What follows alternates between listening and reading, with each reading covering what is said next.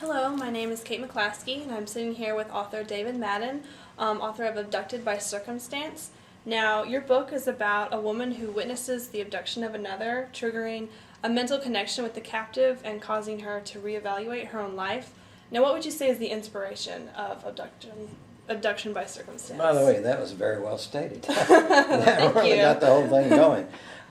What inspired it was imagining a woman observing an abduction, or what she thinks is an abduction, the abduction of a very interesting looking woman. She intuits that this woman is interesting. And then, without any kind of hesitation, immediately plunges into an extreme act of compassion fueled by imagination that lasts 8 days. Yeah. Consistently, it's the most powerful things in those 8 days.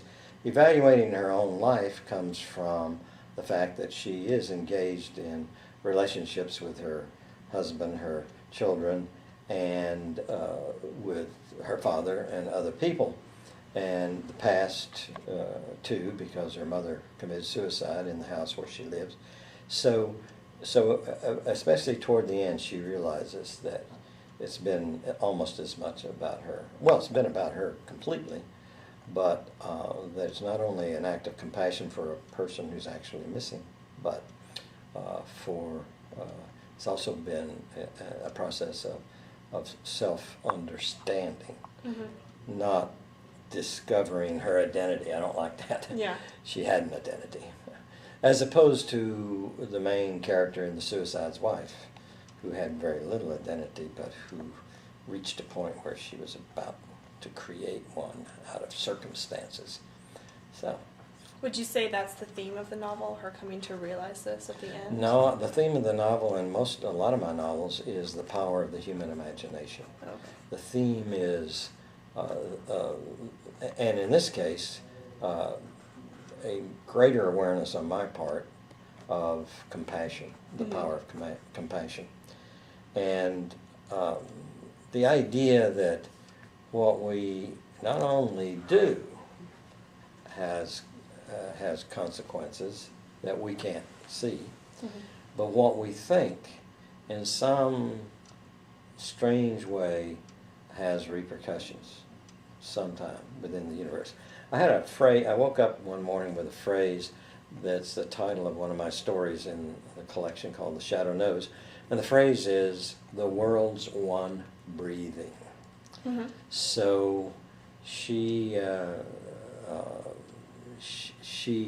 experiences that sense of the world's one breathing, within which a connection could be made to the actual woman who's enduring this captivity. Oh, okay. How does that relate to your previous novels and short stories? Well, in the sense that the power of the imagination has been at work from the beginning in the novels, and now that I look back, in the very first novel, The Beautiful Greed, which is set in the Merchant Marine, which is on a merchant ship, not in the Navy, the main character has extreme compassion for the scapegoat on the ship. And I've never looked at it that way until you asked the question. Yeah. And I was thinking about it.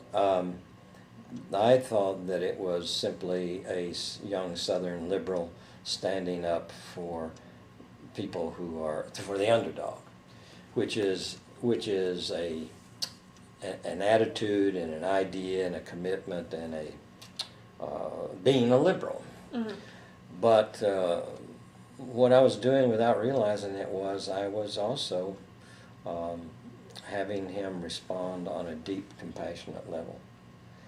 And now I'm seeing even more that the man for whom he was feeling that was engaged in a deeper level of compassion for him, but he doesn't know it till the very end of the novel, nor do we. Nor did I, as I actually wrote it. So then in Cassandra Singing, my second novel, the brother and the sister, real brother and sister, are symbiotic with each other. This brother is a young man of action, and the sister is a young woman of great imagination, and she feeds upon him and he feeds upon her in the storytelling process, which is another big element of my work, is storytelling. That's focus on imagination there. And as far as compassion goes, I don't know if that worked in that version or not, but imagination did.